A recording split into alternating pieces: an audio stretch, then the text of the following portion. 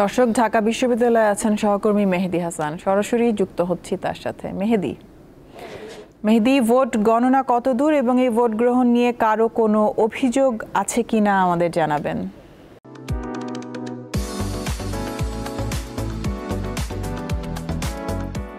জ্যোতি, vote গণনা আসলে চলছে ৫টার পর থেকে, কিন্তু বুথগুলো প্রত্যেক কেন্দ্রে কেন্দ্রে কিন্তু ভোট গণনার কার্যক্রম শুরু হয়েছে এবং প্রত্যেকটি কেন্দ্রের বাইরে একটি করে এলইডি স্ক্রিনে এই ভোট গণনা দেখানো হচ্ছে। এবং আমি এই মুহূর্তে রয়েছি বিশ্ববিদ্যালয়ের সিনেট ভবনের ঠিক সামনে। এখানে যদি একটু আশেপাশের পরিবেশটি দেখাই তাহলে আসলে বুঝতে পারবেন যে সাধারণ শিক্ষার্থীরাও কতটা উৎসবমুখর পরিবেশে আসলে এই ভোট গণনা এলইডি স্ক্রিনে দেখছেন এবং তাদের যে ভোট প্রদান করেছেন যে প্রার্থীকে নির্বাচিত করার জন্য, সেই প্রার্থীর মানে ফলাফল জানার জন্য তারা কিন্তু এখানে আসলে অপেক্ষা করছে। এবং এই ভোট গণনাকে কেন্দ্র করে আমরা কার্জন হলে একটি অভিযোগ পেয়েছিলাম, সেটি হচ্ছে যে 10 মিনিটের জন্য সেখানকার এলইডি স্ক্রিন অফ ছিল এবং এটি নিয়ে আসলে আমরা কয়েকজনের কাছ থেকে অভিযোগ পেয়েছি। এবং এছাড়াও সারাদিন জুড়ে কিন্তু ছোটোখাটো কিছু অভিযোগ আমরা আসলে শুনতে পেয়েছি। এবং 5:30টার দিকে এখানে মধুর ক্যান্টিনের ছাত্রদল সমর্থিত প্যানেলের ভিপি প্রার্থী সে কিন্তু একটি সংবাদ সম্মেলনের মাধ্যমে বেশ কিছু অভিযোগ তুলে ধরেছেন এবং তার কিছুক্ষণ পরে আমরা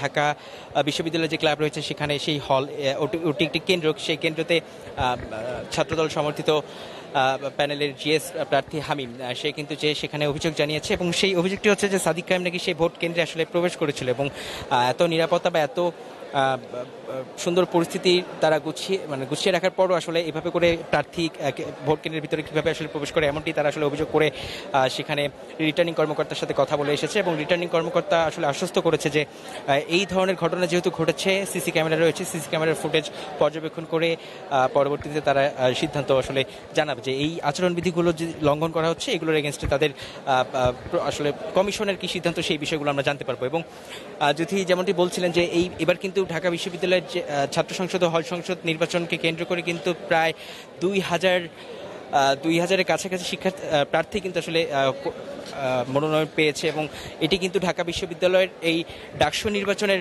আসলে একটি ইতিহাস আমরা দেখেছি। এবং শুধু প্রার্থী নয়, আমরা কিন্তু ভোটারদের সংখ্যাও দেখেছি। প্রায় 40,000 শিক্ষার্থী রয়েছে ঢাকা বিশ্ববিদ্যালয় যারা পড়াশোনা করছেন এবং এই প্রায় 40,000 শিক্ষার্থীর মধ্যে কিন্তু আমরা বেশিরভাগ সংখ্যককেই আজকে এই ভোট কেন্দ্রগুলোতে উপস্থিত হতে দেখেছি এবং তারা আসলে স্বতঃস্ফূর্তভাবে এখানে ভোট দিতে পেরে খুশি। এবং প্রার্থী যারা রয়েছে তাদের ছোট ছোট আমরা বেশ কিছু অভিযোগ আসলে পেয়েছি, যদিও এই নির্বাচনকে ঘিরে আসলে কোনো প্রশ্নবিদ্ধর কথা আমরা এখন পর্যন্ত কারো কাছ থেকে জানতে পারিনি। তবে এখন পর্যন্ত ভোট গণনা চলছে, ভোট গণনা শেষ হলে আসলে নির্বাচিত সেই প্রার্থীর নাম আমরা জানতে পারবো। তো যদি এই ছিল ঢাকা বিশ্ববিদ্যালয় থেকে আমার কাছে সবশেষ তথ্য।